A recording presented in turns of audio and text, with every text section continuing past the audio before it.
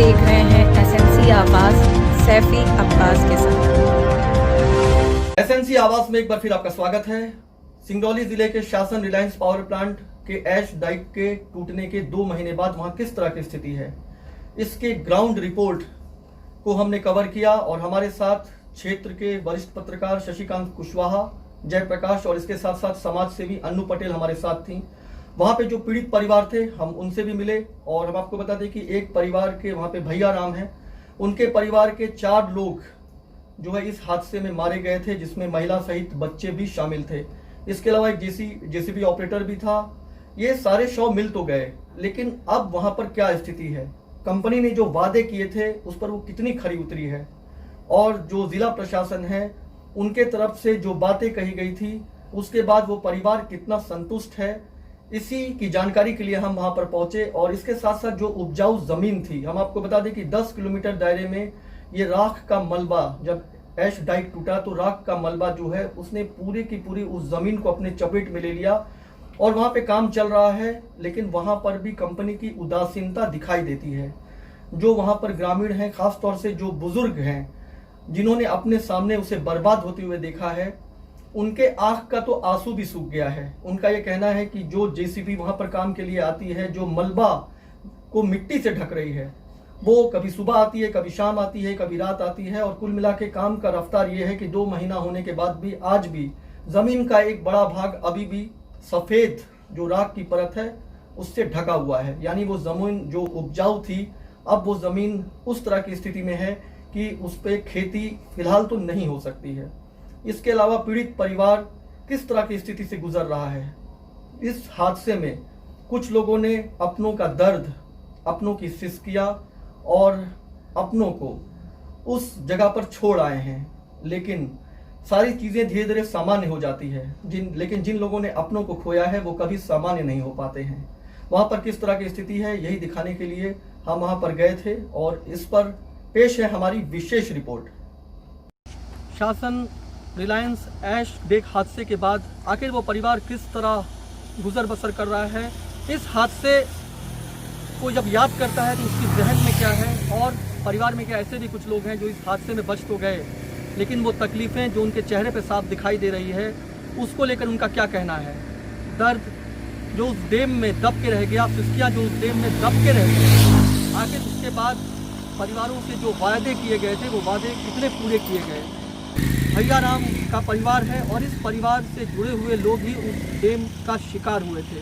खासतौर से हम आपको बताना चाहेंगे कि इस डैम हादसे की बातें पहले से बताई जा रही थी, इसको लेकर आंदोलन किया गया था, लेकिन आखिरकार ये ऐश डाइक टूटा। 28 दिन का धरना भी था। 28 दिन का, जैसा कि इन्होंने बताया कि 28 दिन का धरना भी किया गया और उसके बाद वही हुआ जिसका डर इन लोगों को था, और उस डर के बाद जो खामोशी इन्हें दिखाई देती है, आज भी इन्हें न्याय की उम्मीद है उस कंपनी से और जो जिला प्रशासन है उनसे। इस हादसे में आप भी शिकार हुई थी और जो दर्द और तकलीफ़ें हैं वो तो आप ही महसूस कर सकती हैं, और एक तरफ पीछे पीछे मौत आ रही थी और दूसरी तरफ ज़िंदगी को पाने की जंग भी थी। तो वो हादसा एक ऐसा है जिसे आप कभी याद करना नहीं चाहेंगी। मैं नाम जानना चाहूँगा। प्रीति।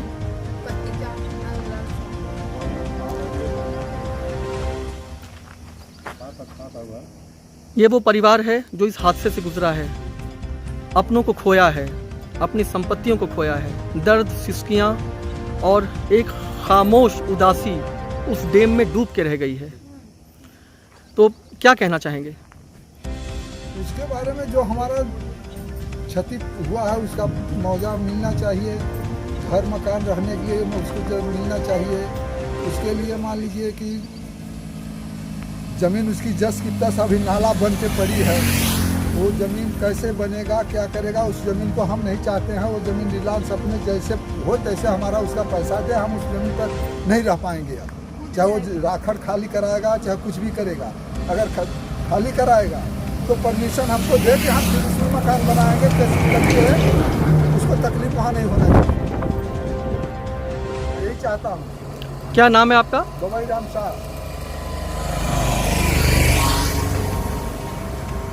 इस हादसे में सभी प्रभावित हैं, आप भी प्रभावित हैं।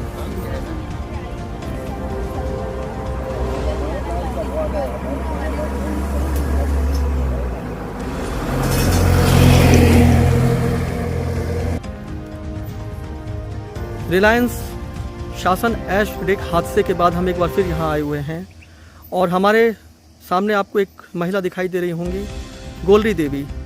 इस हादसे में जहाँ बहुत सारे लोगों की बात हुई, ये आपको कहीं फ्रेम में भी नहीं दिखाई दी होंगी, लेकिन कुछ ऐसी भी हकीकत है जो पर्दे के पीछे छिप कर रह गई और जो हमें जानकारी मिली, हम हैरान हो गए। इनकी छोटी बच्ची और ये खुद उस डैम हादसे में काफ़ी दूर तक बह गए थे। कहीं ना कहीं ऊपर वाले को इन्हें ज़िंदगी देना था। ये वहाँ से बच कर तो आ गई, लेकिन उसके बाद ये काफ़ी दिन अस्पताल में भी रहीं। हादसे का निशान इनके चेहरे पे साफ दिखाई दे रहा है। वहाँ पर बातें सिर्फ उनकी हो रही थी जो डैम में दब गए, जिनकी सिसकियाँ डैम में दब गईं, लेकिन चोटों के निशान जो चेहरे पे साफ दिखाई दे रहे हैं, आखिर उनकी गिनती भी कभी होगी? 2 महीना से दाना नहीं है, एक हाथ एक नहीं दाना नहीं आता रहता, मैं उठा देखा उसमें। तो आप ये बताइए, ये जो चेहरे पे एक चोट सा निशान दिखाई दे रहा है, तो ये भी क्या उसी डैम का जो हादसा हुआ था ऐश डेक के टूटने के बाद, तो क्या हो गया था? आपके साथ क्या हुआ था? ये घर का लकड़ी फकड़ी सब गया। यहाँ से बाउंड्री का ढोका रहा, सब ही पेटे पर गिर रहा, छाती उठी पर सब टूट गई। वानी है, छाती वानी है, बजरी वानी में नहीं आना, दोनों तो आप भी बह गई थी क्या? हाँ, ढेर दुनिया जाकर ऐसा करने से बांस से कान है, तब फिर ऐसा बांस ढली बांस टूट गया घर से, ढोका बाउंड्री और सब यही पर गिरल है। भागत रही, बाजार रही, भागत रही, रहा डूब गई, गिरल तब ले घर मुनवा रहे से। आपके साथ और कौन बहा था? हमारी लड़की। कितनी बड़ी थी वो? शादी है।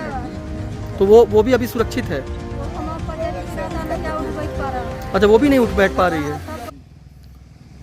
उतना ही दिया गया ना, आप क्यों उतने पे राजी हुए? वो 10 बोला था कि आपका मकान का देंगे और 15 आपको सामान का देंगे, जो घर के अंदर। मतलब आधार कार्ड का वो मतलब फोटो कॉपी लेके जैसे पासबुक का, वो अपने मन से डाला है, न किसी से पूछा है, न बताया है कि पैसा आया है, कुछ नहीं, बस अपने मन जो उसके मन में आया वो किया। अपना बच्ची लेके भागे 2-3 किलोमीटर दूर। अब बताइए कैसे भागे? बस यही बस साड़ी थी शरीर पे और कुछ नहीं था, और बच्ची वैसे ही बिन कपड़े की थी। क्या उम्र है बच्ची की? बच्ची हमारी 1.5 साल की। आप सोचिए वो क्या मंजर रहा होगा जहां 1.5 साल के बच्चे को लेकर भागना पड़ा। एक तरफ पीछे पीछे मौत भागती हुई आ रही थी और दूसरी तरफ जिंदगी को पाने की जंग चल रही थी, संघर्ष चल रहा था। भागते समय ना तो कुछ का पता नहीं था कि बस कैसे क्या करें। वो भी भागे, ये भी भागा, नंदलाल भी भागा, वो भी भागा। पूरी आदमी कूदत जो भागते भागते जिसको पीछे से लपट गई तो वो नहीं भाग पाया ना, उसमें लपट था ना, जिसको पकड़ लिया, जिसके शरीर में लपट गई वो नहीं भाग पाया। इसलिए 5 आदमी उसमें बुड़ गए थे, पूरा इतना तक बुड़ गए थे। वो कैसे बचे होंगे अब बताइए, जब हमारे साथ कुछ हुआ ही नहीं है। कानून बोलता है कि आप लोगों के साथ कुछ नहीं हुआ है। अरे वो हमारा घर का संपत्ति का हमारा जमीन पूरा दे दे, हमारा कुछ नहीं हुआ है भाई। परिवार एक लड़का का गया, उसको मान लेते गया है, लेकिन हमारा जब कुछ नहीं गया तो हमारा खेत दे दीजिए, जमीन दे दीजिए, हमारा घर दे दीजिए, हमारा जैसा था वैसे उसको कर दे। हमारा कुछ नहीं हुआ। दिख रही है अभी बीमारी की वजह से। हाँ, हमारे हाथ हमारा टेढ़ा हो गल भाई की है, सांस है मांस पूरा ही मांस भर गल भाई।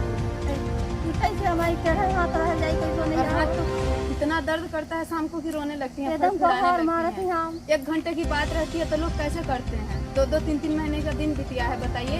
भाई एक ईटा का दाम 7 रुपया होता है, 1 लाख ईटा लगा था तो 7 लाख रुपया हुआ नहीं ईटा का पैसा। उसमें कितना बल्ली लगा, कितना सीटा लगा, तब तो छाया गया कि ईटा से छवा गया। गिल्ली घर में इतना बड़ा सामान नहीं बचा तो सारा यहाँ चले कोई पता जगह एक घर भर में जहे में नहीं रहा, हम चले गए सही चेत नहीं रहे हम लोग। नहीं तो आपने ये बातें बताई क्या कि आपका भी काफी कुछ जो संपत्ति थी, गहना था, सब बह गया? ये बातें आपने बताई किसी को? हाँ तो भाई अब हम नदी में वाले तब कहा जाने। नहीं, आपके परिवार से, आपका कहने का मतलब है आपके परिवार से जुड़े हुए लोगों ने ये जानकारी दी किसी को? लिस्ट बना कर पूरा दे दिया है ना SDM को। तो क्या हुआ उसमें? उसमें आपका 10 लाख पैसा डाला गया है हम लोग के खाते में। लिस्ट कोई नहीं दिखाया आज दिन तक, कितना काहे को बना है, कितना काहे को ऑपरेशन करवा पूरा यहाँ पूरा हाथ में नगद आदमी से है ना। घर में सोए थी, बंधा फूटा के सब वहाँ पे नीचे चला गया ना। तो यानी अभी इलाज चल रहा है? हाँ, अभी चल रहा है। भागा नहीं आकर कटाने नहीं आया, कुमार की काली बना हुआ। 10 लाख में इस समय जमीन कहाँ मिल रही है? कौन घर बनाएगा? और कुछ लगेगा खाने पीने के लिए?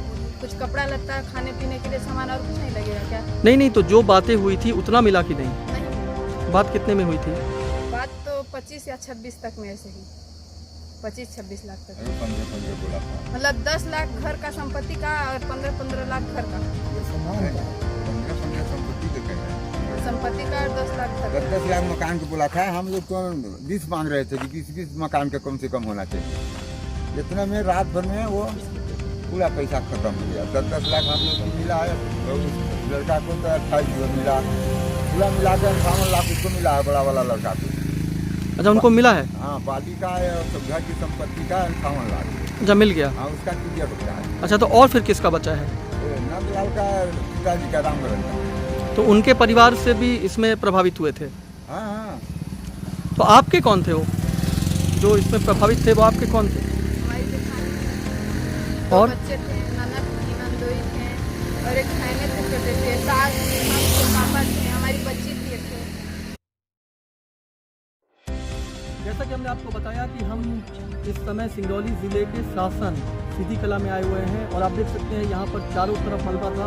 हमारे साथ हम इसकी पड़ताल करने के लिए आए हैं और हमारे साथ क्षेत्र के तेज तर्रार जर्नलिस्ट जयप्रकाश हैं, शशिकांत हैं और हम इसकी पड़ताल करने के लिए आए हैं कि इस घटना के इतने दिन बाद जो लोग प्रभावित हुए हैं आज किस तरह की स्थिति में हैं और जो लोग इस हादसे में प्रभावित हुए थे, जिन्होंने अपनों को खोया था, उनसे जो वादे किए गए थे आखिर वो वादे कितने पूरे हुए हैं, ये देखने के लिए हम यहाँ पर आए हुए हैं। और अब आगे भी हम आपको दिखाएंगे कि और ऐसी क्या कमियां हैं जिस पर बाहर से तो पर्दा डाला हुआ है लेकिन अंदर ज़मीनी हकीकत क्या है। हमारे साथ जयप्रकाश भी हैं। जैसा कि हमने आपको बताया कि हम इस समय सीधी कला में हैं और यहाँ चारों तरफ आपको राख दिखाई दे रहा होगा। ये ज़मीन ऐसी है जहाँ पर पहले खेती होती थी। तो जयप्रकाश, जहाँ इस हादसे में कुछ लोगों की जान गई, उसके बाद ये खेती लायक ज़मीन भी जो है इस तरह की स्थिति में है, तो इसको लेकर क्या कहेंगे आप? मैं यहाँ पे कहना चाहूँगा कि यहाँ पे आप देख सकते हैं कि ये जो ज़मीन है उपजाऊ ज़मीन थी। यहाँ पे खेती करके जो किसान भाई हैं यहाँ पे अपनी जीवन बसर करते थे। फ़िलहाल ये यहाँ का माहौल है कि कम से कम 8-10 फीट के ऊपर ये ऐश डैम का ये ऐश पूरा भरा हुआ है और इसको कैसे भी करके किसान ये चाहते हैं कि मिट्टी अपनी ही ज़मीन से रिलायंस को मिट्टी दे के कि इस मिट्टी को थोड़ा सा पाट के हम खेती के लायक इस ज़मीन को बना सकें। लेकिन फिर भी रिलायंस की लापरवाही या रिलायंस के काम ना करने के अंदाज से ये देखने के लिए मिल रहा है कि कुछ दूर तक तो उन्होंने मिट्टी को पाटा, लेकिन फिर भी बहुत ऐसी जगह है, बहुत ऐसे ज़मीन बचे हैं जहाँ पे मिट्टी नहीं पाटा गया है। परिवार को किस तरीके से चलाएं? पिताजी, आप भी यहाँ पर जो आपके परिवार से जुड़े हुए लोग हैं वो खेती करते थे? हाँ। तो ये जो इस तरह की स्थिति है इसको लेकर क्या कहेंगे? क्या ये अभी खेती योग्य है क्या जहाँ मिट्टी डाल दिए हैं? तो आरीमेट तो इसमें बन नहीं सकती। लेकिन अगर इसको बहुत अगर देर होगा, ठीक है पानी नहीं रुक सकता है, लेकिन अगर बहुत देर होगा तो फिर जब खेती का समय ही बीत जाएगा तब कैसे खेती होगी? मौका मिल जाता है क्योंकि कंपनी नहीं है, रखवाई नहीं है, पाट नहीं, अगर ये अभी पता चला कि जेसीबी थी वो चली गई तो फिर अगर इसी तरह की स्थिति विलम्ब होता रहा तो समय तो चला भी जा सकता है। पानी मारे टूसावरी बरसल कियारी भर गई बानी। ये आज रात में अगर आवती अब गाड़ी तो एक साथ रात में आवती। नहीं, अभी तो ये खेती योग्य एकदम नहीं है। कुछ ना हुई, एक पाट दे बरोबर अपन मशीन लगाता है आरीमेट बनाने। यानी अब आप कंपनी के भरोसे नहीं हैं, खुद की मशीन अब लगाना होगा। नहीं, अभी ना लगाओ, अभी राखा तोपना पड़ी। कंपनी आवत तोपे तो कंपनी आज तो नहीं दिखाई दी, तो कंपनी से जुड़े हुए लोग आज क्यों नहीं आए? आज रात में आया था, भाग गई बा, भागल था। क्यों? पता नहीं तेल नहीं आता, टाइम नहीं आता। क्या बोलते हैं? तेल नहीं आता, आपका रात का करम ना राती आई नहीं तो फिर दिन में क्यों नहीं आए? दिन में आपने रात किया।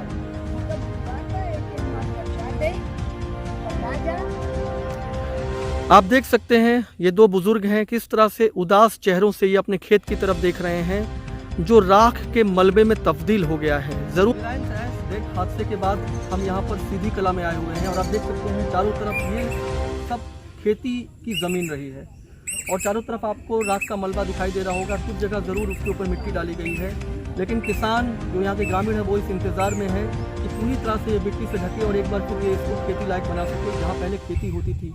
आप सोचिए इस हादसे ने जहाँ कुछ लोगों की ज़िंदगी ली है वहीं खेत को किस तरह से बंजर बना दिया है। लेकिन आखिर ये कब तक होगा? मशीन कभी आती है, कभी चली जाती है, कभी कहते हैं दिन में आएंगे, कभी कहते हैं रात में आएंगे, कभी कहते हैं तेल खत्म हो गया है। तो सिर्फ यही नहीं है, कई और भी जगह है जहाँ इसी तरह की स्थिति है। ऐसे में अब देखना ये है कि ये ज़मीन जिस पर राख आपको दिखाई दे रहा है, जब हम यहाँ पर आएंगे तो क्या वाकई में ये खेती लायक ज़मीन हमको दिखाई देगी और यहाँ हमें फिर आप देख सकते हैं ये इस तरह की स्थिति है। ये जो आपको मिट्टी की परत दिखाई दे रही है इसके नीचे भी ऐसे ही राख है और जब तक ये पूरी तरह से मुकम्मल नहीं होगी तब तक यहाँ पर खेती नहीं हो सकती है। हमारे साथ शशिकांत कुशवाहा भी हैं। शशि, ये पहले यहाँ पे खेती होती थी और उसके बाद ये ऐश जो बहकर यहाँ आई है तो कहीं ना कहीं खेती की भूमि का भी नुकसान हुआ है। तो यहाँ पर जिस तरह की स्थिति है इसको लेकर क्या कहेंगे? कि जैसा कि पहले भी जो यहाँ पर हमारे द्वारा कवरेज किया गया था और बताया गया था कि खुद मैंने भी देखा है कि 10 किलोमीटर के आसपास की एरिया पे ये पूरी ऐश जो है फैली हुई है। अब आप अंदाज़ा लगा सकते हैं कि यदि 10 किलोमीटर के दायरे पे ये ऐश फैली तो 10 किलोमीटर के दायरे पे इसकी जद पे आने वाली जो ज़मीन है वो पूरी तरह से प्रभावित होगी। ठीक हमारे बगल पे जो आप ज़मीन देख रहे हैं, अभी मैं जिनकी ज़मीन है उनसे बात कर रहा था और जो जानकारी उन्होंने दी काफ़ी अहम जानकारी उनसे मिली है। उनका साफ तौर पे कहना है कि इस ज़मीन पर अगर ये राख का मलबा हटाया जाए तो आपको इस राख के मलबे के नीचे गेहूं की फसल तक मिल जाएगी। 5 फीट तक भर चुकी है इस ज़मीन में। उस जगह पे आए हुए हैं जहाँ पर हमने आपको अभी दिखाया कि किस तरह से उपजाऊ ज़मीन जो इस राख में तब्दील हो गई है और वहाँ पर अभी भी काफ़ी बेहतर स्थिति नहीं हो पाई है। ऊपर से मिट्टी कुछ जगह ज़रूर डाली गई है, लेकिन ज़्यादातर आपको ज़मीन दिखाई दे रही होगी जो आपको सफ़ेद राख की परत में तब्दील है। इसके अलावा देखिए यहाँ पे कुआं था और ये कुआं भी अब दिखाई नहीं दे रहा है, यानी राख से पूरी तरह से पट गया है। क्योंकि ये खेती की ज़मीन थी तो यहाँ पर कुआं और इसके साथ साथ जो बोरिंग की व्यवस्था थी वो भी किया गया था। तो हमारे साथ अनु है। अनु, ये इस तरह की स्थिति दिखाई दे रही है, यहाँ पर पहले कुआं था, क्या आपको कुआं दिखाई दे रहा है? वर्तमान स्थिति में कुआं दिखाई नहीं दे रहा है, पर एक मैं उसमें श्लोक करना चाहूँगी कि कुएं पे हम खड़े हैं। ऐसी स्थितियाँ यहाँ निर्मित है और साथ के पास में एक बोरवेल भी है जिसमें से यहाँ के किसान भाई लोग उससे सिंचाई करते थे। जो इसकी पाइप आपको दिख रही होगी मलबे में अंदर दबी हुई थी और बाहर निकली हुई, ऐसी स्थितियाँ निर्मित। और अगर कंपनी से बात करें या कंपनी की बात करें तो वो 65,000 रुपये इसका दे दिए हैं और इसके बाद अब उनको इससे कोई सरोकार नहीं है। लेकिन आप ये सोचिए कि ये कितनी बड़ी तबाही रही होगी जहाँ पर एक पूरा का पूरा कुआं मलबे में ढक गया, बोरवेल का मोटर सहित सारी चीज़ें जो है वो इस राख के मलबे में दब गई। सिर्फ थोड़ा सा आपको वो पाइप दिखाई दे रहा होगा, यानी वो स्मृति चिन्ह यानी निशान बचा हुआ है जो ये बताता है कि यहाँ पे कुआं था और इस तरह से जो बोरवेल की स्थिति है वो थी यहाँ पर। तो 25% 35 और 30% है, जबकि इनकी कितनी क्षति हुई वो आप वर्तमान स्थितियों में देख सकते हैं कि ये जो कुआं का जो साइड था वो एक गोलाकार में ऐसे जा रहा है। ठीक, इससे यह प्रतीत हो रहा है कि आज हम जिस जमीन पे हैं वो जमीन कुएं की। अच्छा अनु, एक चीज़ करना चाहेंगे कि जिस समय ये स्थितियाँ हुई हैं यहाँ पर समाज सेवी और बहुत सारे लोग आए थे, तो ये जो राशि निर्धारित हुई है तो आखिर ये इतनी कम क्यों हुई और यहाँ पे वो लोग क्या कर रहे थे? देखिए, उसमें जो समाज सेवी आए उन लोगों को तो पहले कुछ जैसे सूचना पाकर पहुँचे तो उनको तो आ गए, बट जब इन लोगों को पता चला कि कार्रवाई बहुत बड़ी हो सकती है क्योंकि 5-6 लोग बह गए हैं तो जिला प्रशासन द्वारा रोक दिया गया। और जो राशि की है तो राशि किस गाइडलाइन के तहत बनाई जा रही है ये मुझे भी नहीं मालूम है। यदि गवर्नमेंट गाइडलाइन के अकॉर्डिंग बनाई जाती तो वही कुआं और बोरवेल की राशि लगभग 2.5 लाख के लगभग आसपास होती, इससे ज़्यादा ही होती, कम तो नहीं होती।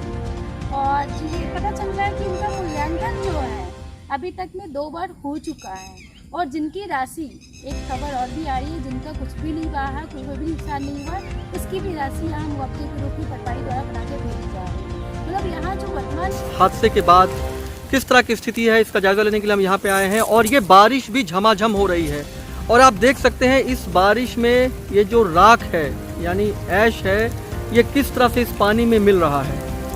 और हमने पहले भी ये अंदेशा जताया था कि जो राख का मलबा पड़ा हुआ है वो जब इस तरह से पानी में मिल जाएगा तो ये कितने दूर जाएगा और इसका क्या परिणाम होगा, ये किसी से छिपा नहीं है। लेकिन ये जो चारों तरफ मलबा है और इसके बाद ये जो बारिश हो रही है और आप देख सकते हैं कि ये मलबा इस तरह से पानी में पूरी तरह से घुल रहा है।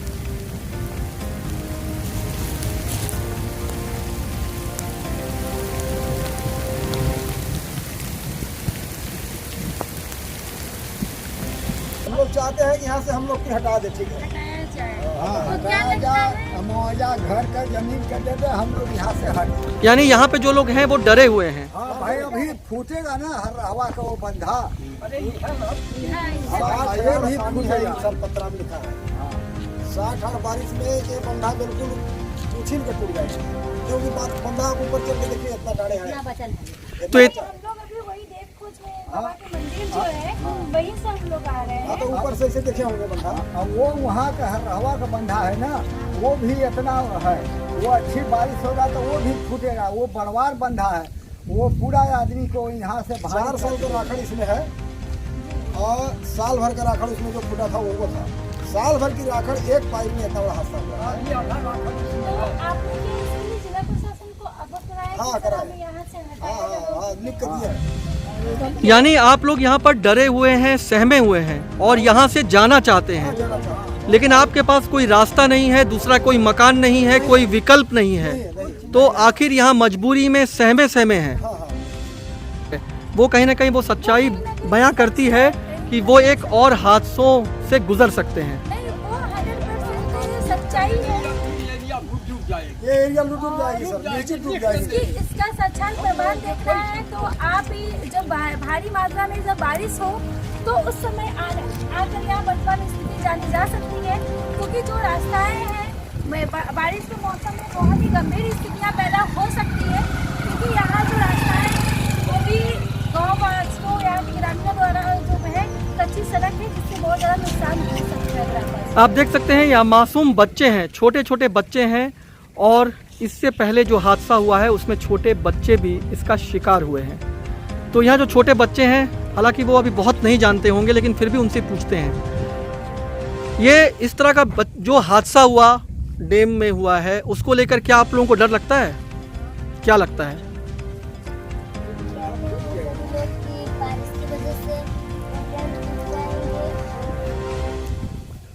आप देखते हैं इनके मुंह से ठीक से आवाज़ भी नहीं निकल रही है, लेकिन वो दर्द और वो डर दिखाई दे रहा है कि अगर ये डैम इस तरह से टूट जाएगा, मलबा आ जाएगा, पानी बह जाएगा तो हम मर जाएंगे। यानी ये डर है, लेकिन इसके बाद भी आखिर प्रशासन किस चीज़ का इंतज़ार कर रहा है? अगर अब हम इस समय सीधी कला में जो देवखोज मंदिर है, ये पहाड़ के ऊपर है, अब ऊपर चढ़ रहे हैं, वहाँ से हमें डैम काफ़ी बेहतर दिखाई देगा और ये भी दिखाई देगा कि हादसे के बाद वहाँ पर किस तरह की स्थिति है। तो हम अब इसके ऊपर जा रहे हैं और हम देखते हैं किस तरह की स्थिति है। हमारे साथ अन्नू भी हैं, वासी भी है यहाँ के, जो यहाँ के स्थानीय निवासी, हाँ, जो स्थानीय निवासी हैं वो भी हमारे साथ है। इसको फिर से डैम हादसे की पड़ताल करते हुए, यानी डैम हादसे को खोजते हुए हम इस खोजदेव मंदिर तक भी पहुँच आए हैं। वो परिवार जिन्होंने अपनों को खोया है वो तो वापस नहीं मिल सकते हैं, लेकिन उनके दर्द को कहीं ना कहीं एक बेहतर कंपनसेशन देकर कुछ ठीक करने की कोशिश की गई है। लेकिन इसकी ज़मीनी हकीकत क्या है, ये जानने के लिए अनु हमारे साथ हैं। अनु, क्या लगता है आपको? आज फिर एक बार हम डैम की तरफ वापस लौटे। जी, तो सर्वप्रथम सभी दर्शकों को मैं नमस्कार करना चाहूँगी और मैं ये जो हमारे पीछे है इसके बारे में बताना ये मैं चाहूँगी कि जिस प्रकार जिला प्रशासन जिस जगह हम लोग स्थित हैं, हम लोग एक देवखोज बाबा के मंदिर के भी रास्ते में जो चढ़ाई है वहाँ स्थित हम लोग हैं, और जिसके पीछे से नज़ारा ये समझ में आ रहा है और ये मंदिर जो है जहाँ मतलब ये जो गवर्नमेंट रिकॉर्ड में और ये सब ये सिद्धि कला का है। और भी कुछ टाइम पहले हमने गोवैया नदी की बात की, तो गोवैया नदी का ये स्थिति है कि वहाँ एक नाला सा, एक छोटा सा पतली सी नाला सा रकबा मतलब ऐसे निकल रहा है, जल प्रवाह हो रहा है, जो आने वाले मानसून को लेकर वो पूरा मलबा कहीं ना कहीं गंज जलाशय को प्रदूषित करेगा।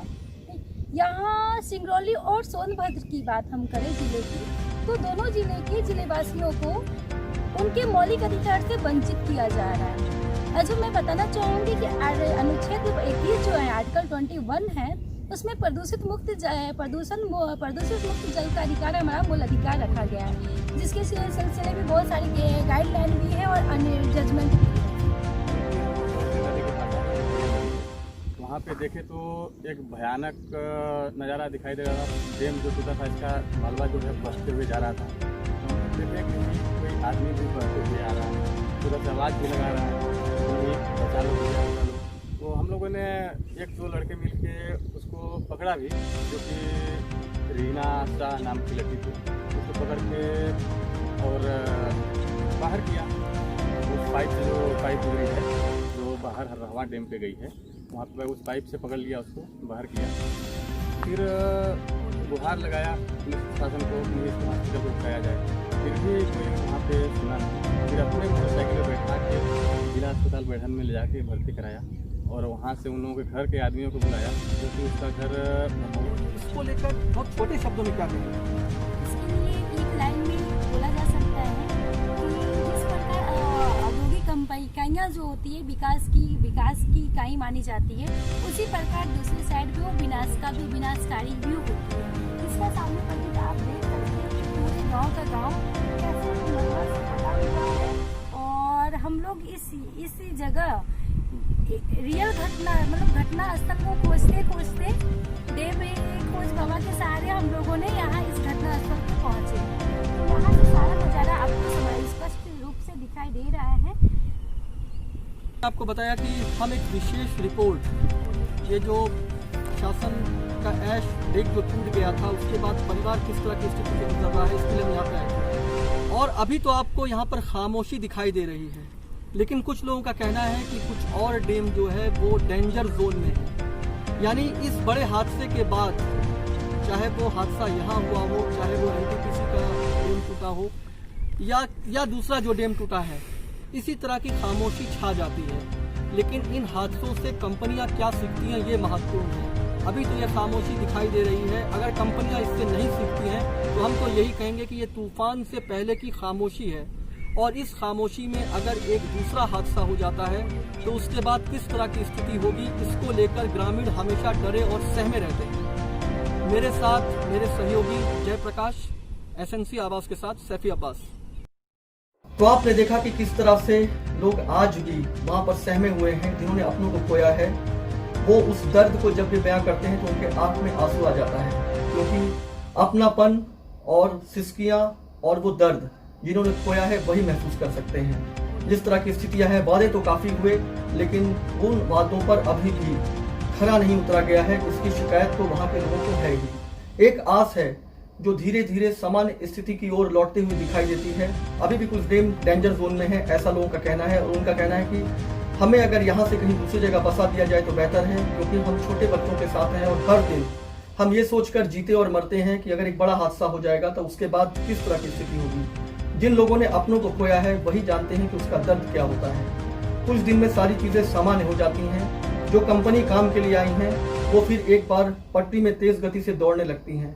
लेकिन जो अपने परिवारों के साथ लोगों को साथ में देखे थे, लेकिन जब वो उस खालीपन को महसूस करते हैं तो उन्हें ऐसा लगता है कि चाहे कंपनसेशन मिले, चाहे कंपनी कुछ भी दे, लेकिन क्या उन्हें वो अपने लौटा सकती है जिसको वो उस हादसे के बाद उस गहराइयों में छोड़ कर आए हैं। उन सिसकियों को और उस दर्द को वहां छोड़ आए हैं, क्या उन्हें वो वापस मिल सकता है? लेकिन ये हादसा कोई पहली बार नहीं हुआ है। इससे पहले भी कई बांध टूटे हैं और कुछ दिन बाद सारी चीजें सामान्य हो जाती हैं। सामान्य सिर्फ वही नहीं हो पाते हैं जो अपनों को खोते हैं। SNC आवाज के साथ सैफी अब्बास।